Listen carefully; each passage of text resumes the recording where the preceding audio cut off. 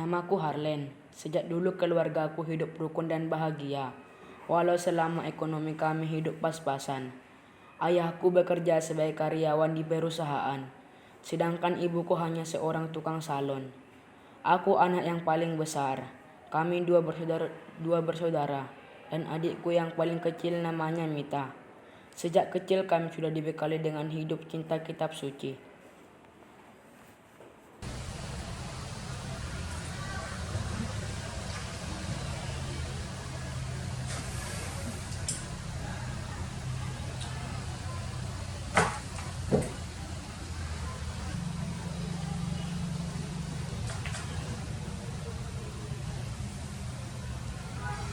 Karena pandemi corona yang mengganas, ayahku pun di-PHK dari perusahaan dan akhirnya bekerja sebagai petani. Ayahku sangat mensyukuri dan melakukan pekerjaannya sebagai petani dengan hati yang tulus dan ikhlas.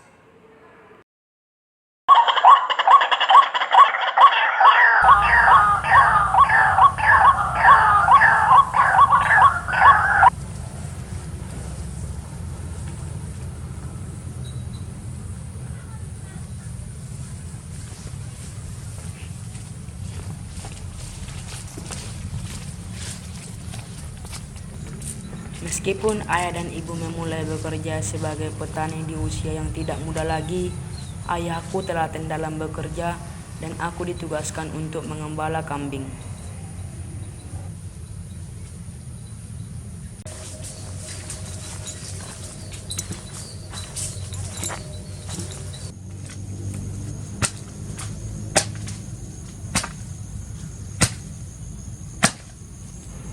Aku bangga dengan ayahku sendiri. Selain dia rajin, tangguh, dan penyayang, dia memberikan waktunya aktif tugas di gereja dan sebagai pemandu kitab suci untuk remaja Katolik.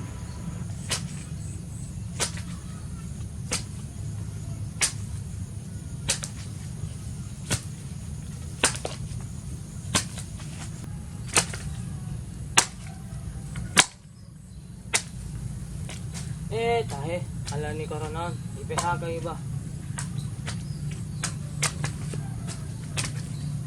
Mada, ulang matua kita namang ulaon.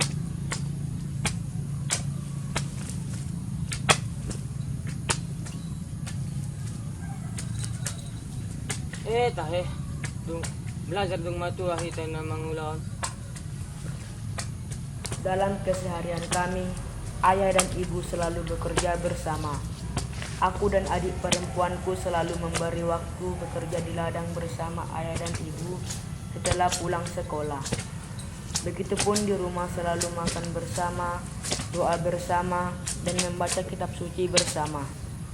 Karakter dan kebiasaan inilah yang selalu ditanamkan ayah dan ibu dalam hidup kami demi terwujudnya keluarga yang beriman.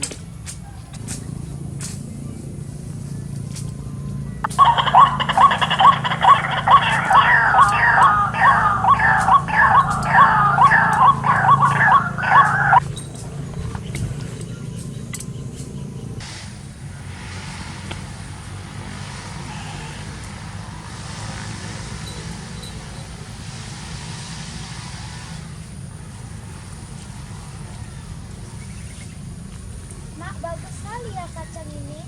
Amang, betul lah maho, alap mahambil kita ini.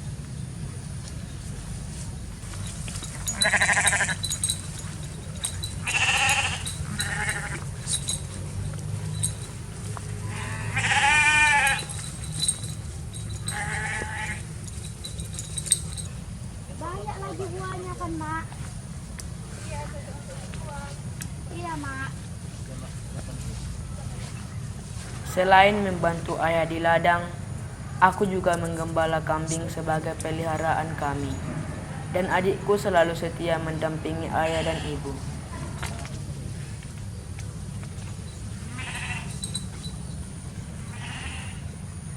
Cantik sekali kacangnya. Banyak kita panen hari ini.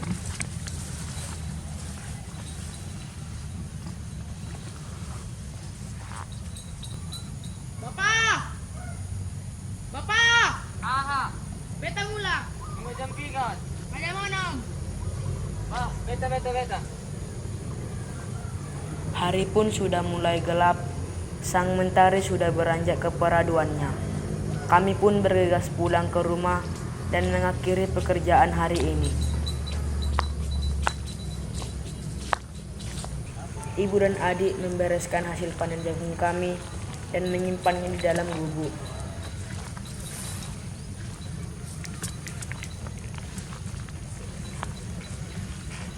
Mak, banyak sekali ya mak jagungnya. Iya.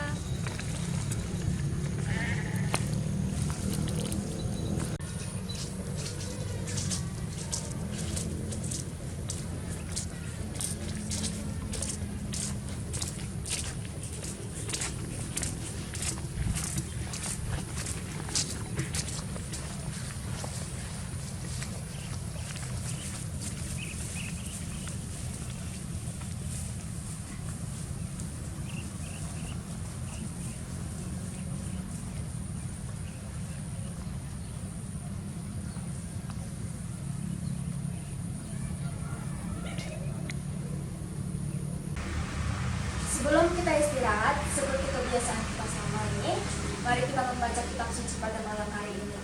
Mita, tolong ambilkan kitab suci nak. Baik mak.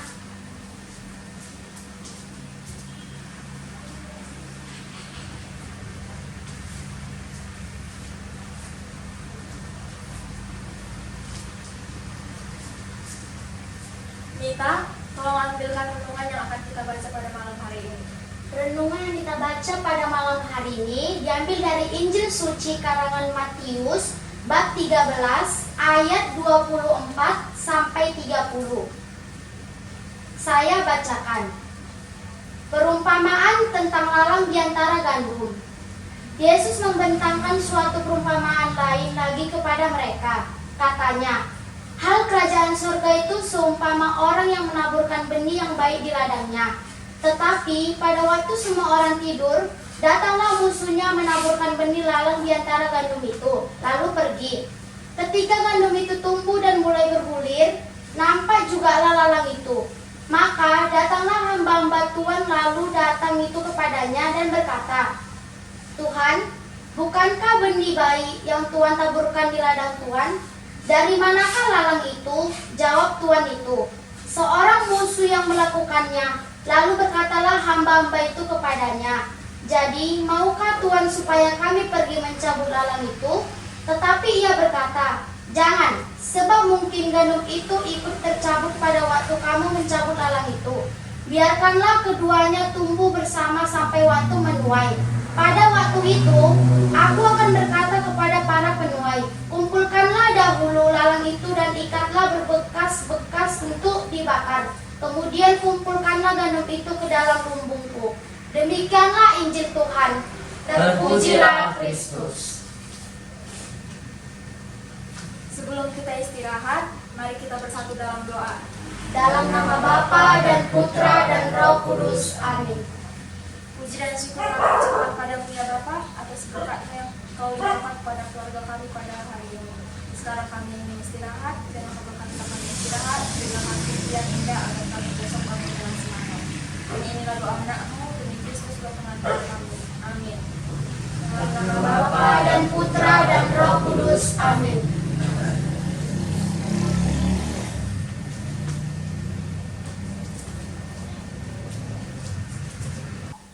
Sejak kecil dalam keluarga kami, ayah selalu mengajarkan untuk rajin baca kitab suci dan rajin berdoa, baik doa bersama maupun pribadi.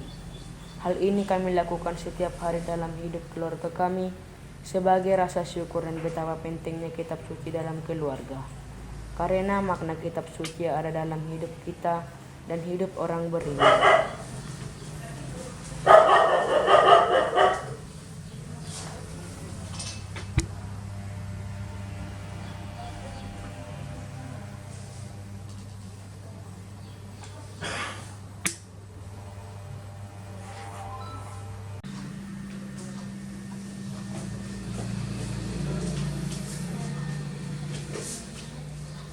Pak, bagaimana kita membayar uang sekolah anak-anak kita sementara hasil panen belum cukup?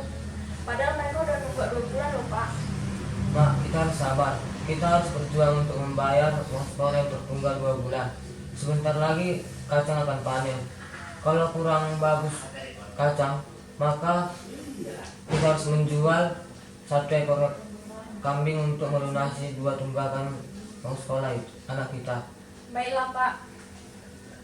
Minum kita ya Pak. Terima kasih, Mak.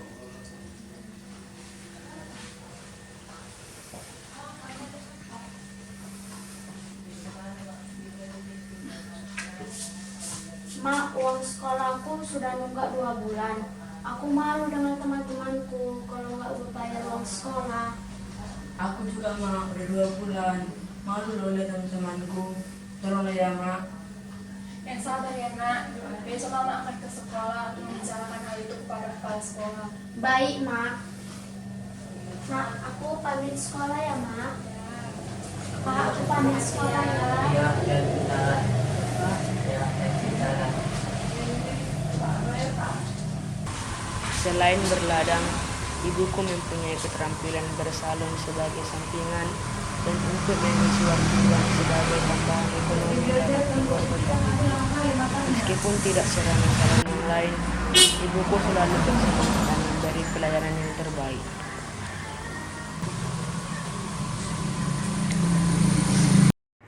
Seiring dengan berjalannya waktu, virus corona pun menjalar sampai ke pedesaan.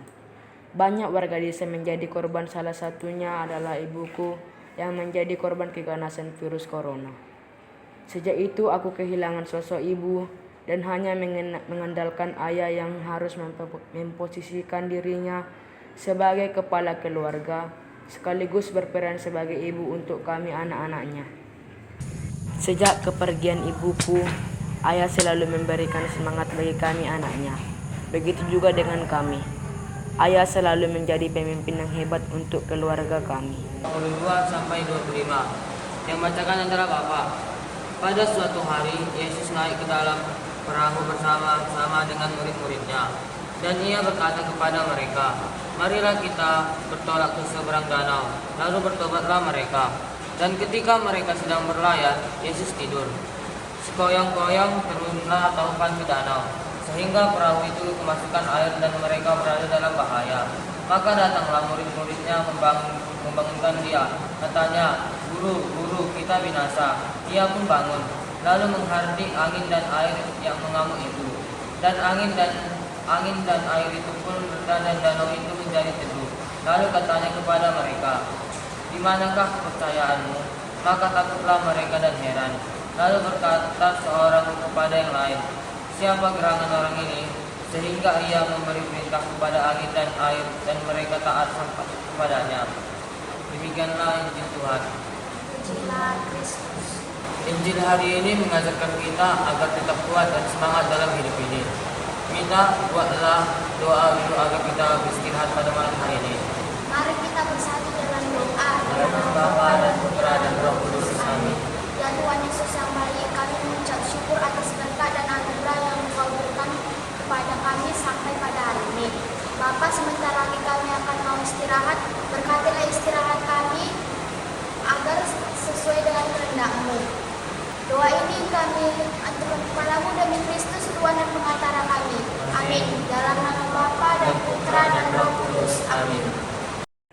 Dengan motivasi yang sangat luar biasa dari ayah serta doa dan kerja kerasnya, kami pun bersemangat dalam bersekolah. Saya melanjutkan sekolah ke seminari dan menjadi seorang imam yang sejak kecil saya impikan. Begitu juga dengan adikku yang tidak kalah semangat dariku. Dia pun kuliah dan telah bekerja di salah satu perguruan Katolik di kotaku. Demikianlah kisah inspirasi dari kami peserta didik SMP Santa Lucia Serotan. Pesan yang dapat kita ambil adalah pentingnya kitab suci dalam hidup, karena kitab suci ada di dalam kehidupan kita dan kitab suci merupakan benteng pelindung hidup kita. Horas, horas, horas.